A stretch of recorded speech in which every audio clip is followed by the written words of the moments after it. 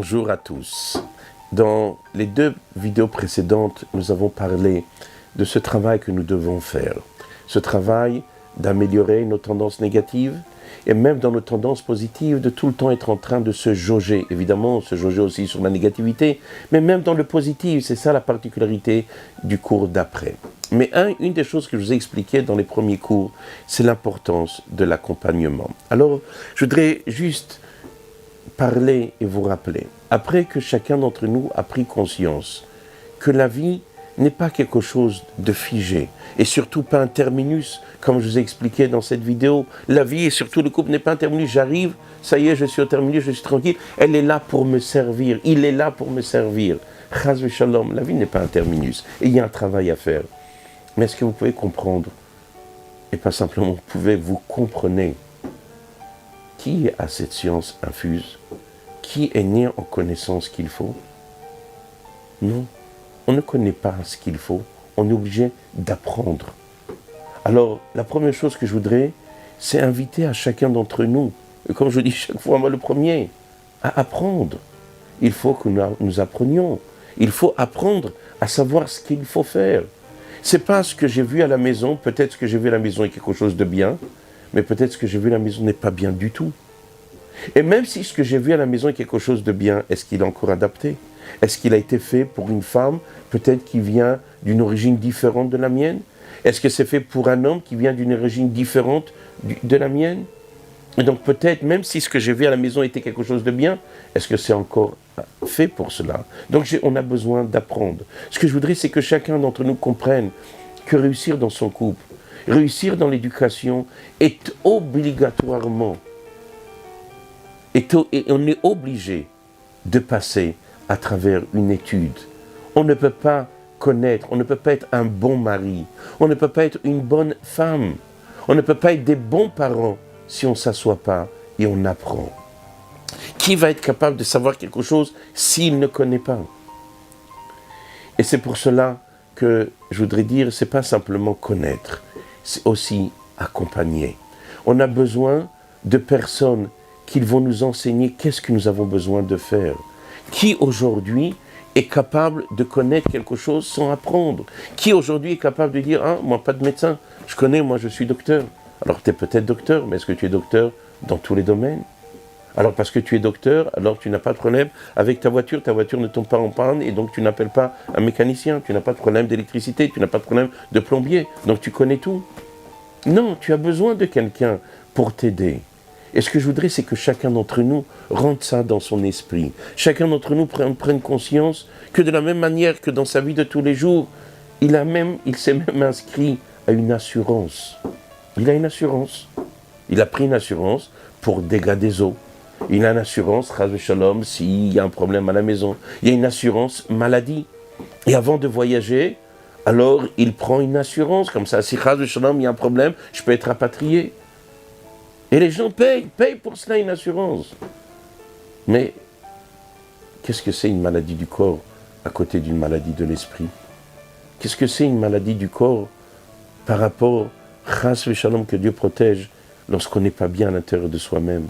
Qu'est-ce que ça vaut la plus belle des maisons si dans notre esprit on n'est pas bien? Lorsqu'on est malade dans notre corps, chas v'shalom, alors on est malade.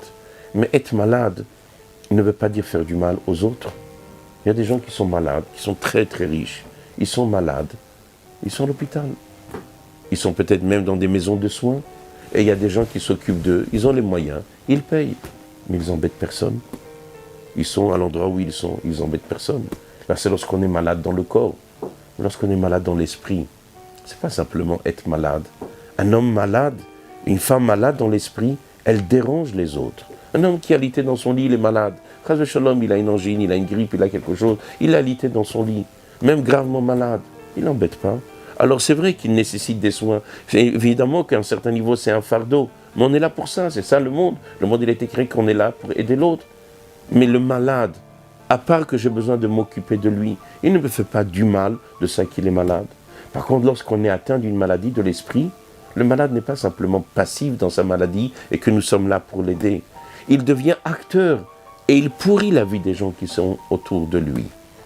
lorsque nous sommes malades dans l'esprit, lorsqu'on n'est pas, on ne sait pas notre place, comme on a vu dans les cours, lorsqu'on n'apprend pas ce que nous avons besoin de faire, on n'est pas simplement malade, où notre femme nous dit « Chérie, je vais t'aider ».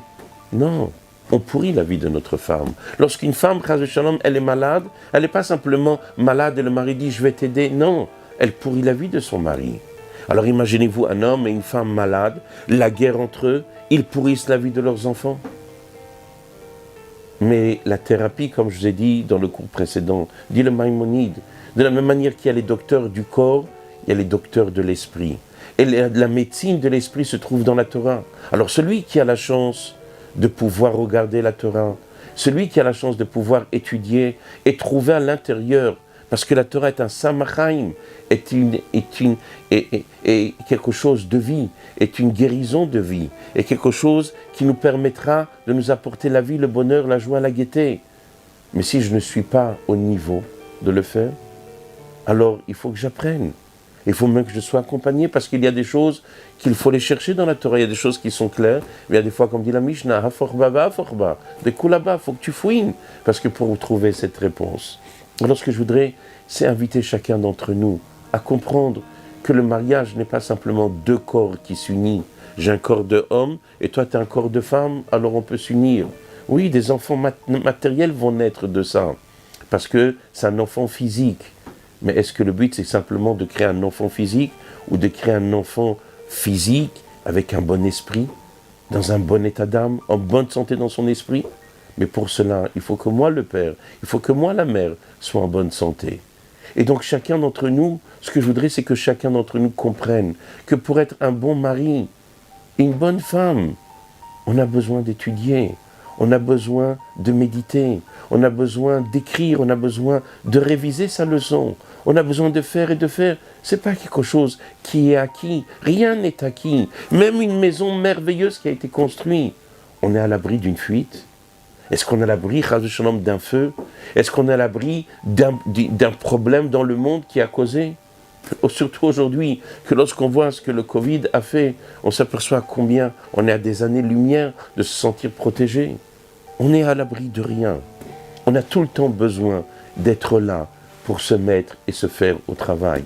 À tel point qu'il y a ce qu'on appelle des laboratoires, c'est-à-dire des endroits qui sont là particulièrement pour chercher des remèdes. Ce n'est pas simplement un hôpital, c'est des laboratoires, comme les vaccins que nous avons eus aujourd'hui. C'est des laboratoires qui doivent se mettre. C'est des chercheurs, des personnes qui mettent leur tête, comment faire pour trouver une solution à telle et telle maladie. Alors le pire de tout, c'est de ne même pas savoir qu'on est malade. Et le pire de tout, c'est de même pas d'être conscient qu'on pourrit la vie des gens autour de nous. Mais pour arriver à cela, à être conscient que nous sommes malades, à être conscient qu'on pourrit la vie de tout le monde, et à être conscient qu'on a besoin de guérir et d'apprendre à guérir, et se guérir véritablement, on a besoin d'apprendre. On a besoin d'être en contact avec des gens qui vont nous enseigner, et surtout, des gens qui vont nous montrer un bon exemple. Lorsque nous sommes entourés de personnes qui sont bonnes, nous dit la Mishnah dans les Pirkei Avot, Eve mitabek bafaraglem, attache-toi, accroche-toi à la poussière des pieds des sages, reste à côté d'eux, apprends d'eux parce qu'ils vont t'apprendre à être ce que tu as besoin d'être. Alors ce que je voudrais, c'est que chacun d'entre nous, et comme je dis moi le premier à chaque fois, dans chaque vidéo, à moi-même je m'adresse, il faut que chacun d'entre nous se mette à étudier, et encore étudier, à comprendre qu'est-ce que je dois faire pour être un bon mari, qu'est-ce que je dois faire pour être un bon papa. Alors surtout, n'oubliez pas, je ne demande pas aux femmes d'étudier qu'est-ce qu'un homme doit être un bon mari, et je ne demande pas aux hommes d'étudier qu'est-ce qu'une femme doit apprendre pour être une bonne femme. Aux hommes à apprendre qu'est-ce qu'ils doivent être pour un bon mari, et aux femmes d'apprendre qu'est-ce qu'elles doivent être pour être une bonne femme. Et lorsque chacun d'entre nous se met au travail, il prend conscience de cela. La vie est différente. Pourquoi? Parce que lorsque deux personnes se mettent à étudier, et le mari dit quelque chose qui ne veut rien dire, mais il est habitué à étudier, la femme lui dit, chérie, t'es sûr que c'était comme ça qu'on a étudié, c'est comme ça qu'on a vu? Le livre a une place, mais lorsque le monsieur est dans un terminus, mais ce que je dis, c'est sûr que j'ai raison, ce que je fais, c'est sûr que j'ai raison. À quel moment il va avoir une conscience? À quel moment ils vont se réveiller? À quel moment ils vont pouvoir dialoguer? À quel moment ils vont pouvoir s'améliorer? Alors que Dieu fasse que chacun d'entre nous prenne conscience qu'on va tous se mettre à apprendre. Parce que sans cette sagesse, on ne peut pas changer. Sans cette sagesse, on n'est même pas conscient que nous avons besoin de changer. Alors, Ki chochmatrem uvinatrem, dit le verset. La Torah est notre sagesse. Les ne'amim aux yeux des nations. Alors notre but, ce n'est pas simplement aux yeux des nations, même les nations le comprennent, mais elle est notre sagesse pour nous-mêmes. Alors mettons-nous au travail, à apprendre, à connaître, à réviser, à s'approfondir jusqu'à ce que nous sachions notre véritable comportement, ce que nous devons faire et surtout ce que nous devons être. Et lorsqu'on sait cela, on le met en pratique, notre vie va changer. Chazak ou Baruch Tihou.